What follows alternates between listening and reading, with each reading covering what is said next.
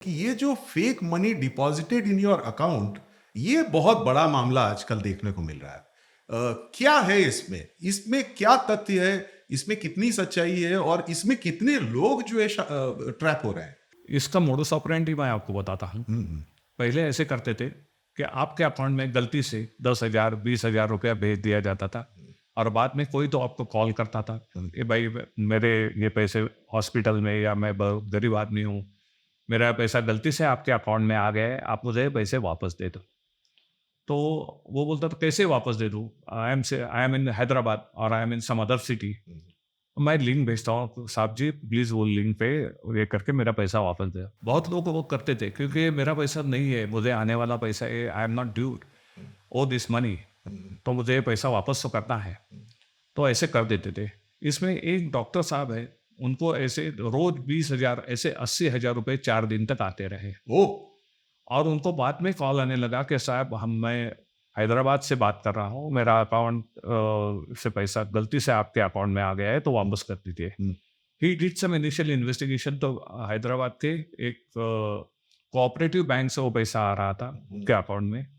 So you are sceptical कि क्या मैं पैसे कैसे वापस कर दूँ, तो ही गॉट स्केयर्ड। तो उन्होंने उनके भाई से बताया, भाई को बताया, उनके भाई by way grace of God he was my classmate, oh, so he contacted मी।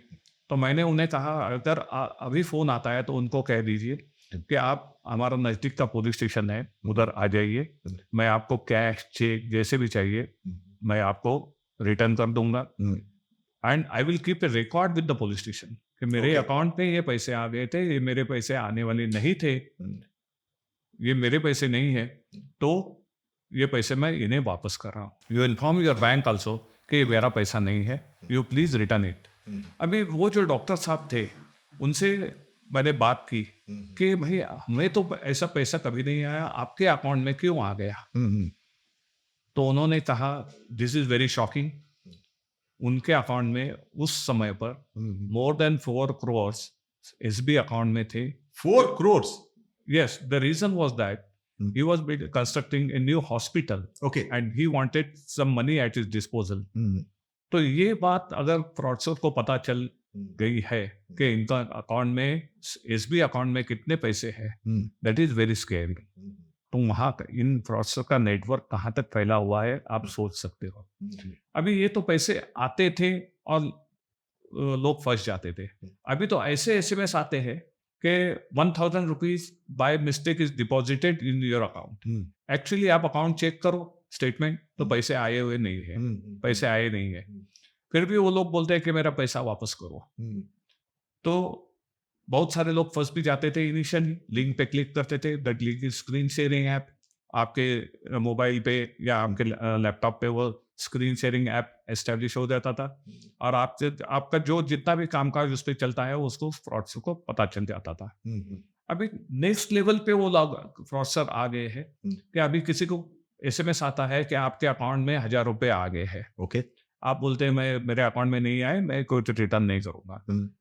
किसी दूसरे रिमोटली प्लेस पुलिस स्टेशन का आउट ऑफ द स्टेट आपके बैंक को लेटर आता है कि ये अकाउंट फ्रीज कर दीजिए, ओके। और आपका अकाउंट फ्रीज किया जाता है। Okay. And it has happened, account freeze किया जाता है और आप अगर बैंक में जाए तो बैंक बोलती है किसी दूसरे राज्य से एक पुलिस स्टेशन का लेटर आया है कि आपके अकाउंट में कोई तो पैसा फ्रॉड साइबर क्राइम का proceeds have come to your account, इसलिए हमने वो फ्रीज करके रखा है।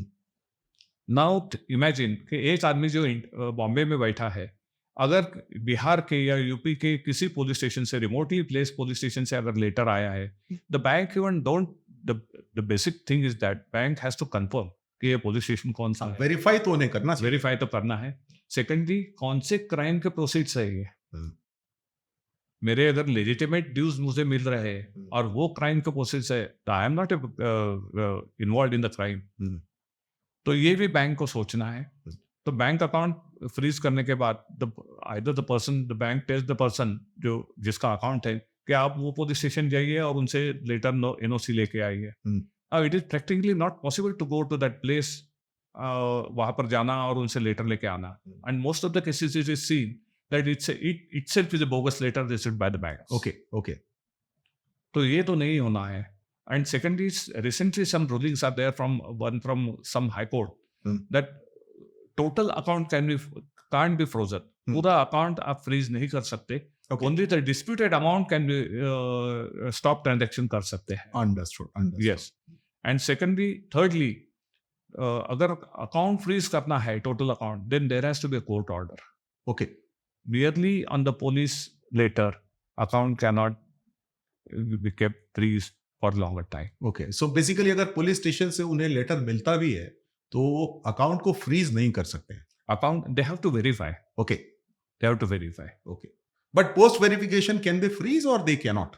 If the court order is there, they can freeze. Okay. So which means the police letter has to be accompanied with a court order. It has to follow the court order. Okay. It has to follow the court order. Followed by the court order. Okay. Okay. Understood. Because ये technicalities हम सभी लोगों को पता नहीं रहती हैं और हम लोग कई बार इस ट्रैप में फंस भी जाते हैं. और मेरा ख्याल है बैंकर्स को भी इस बात का ध्यान रखना चाहिए कि उनको वेरीफाई करके ही फ्रीज करना है, वरना एक इनोसेंट आदमी उसके ट्रैप में फंस जाएगा और वो फिर उसको सॉल्व करने में बहुत समय लगेगा.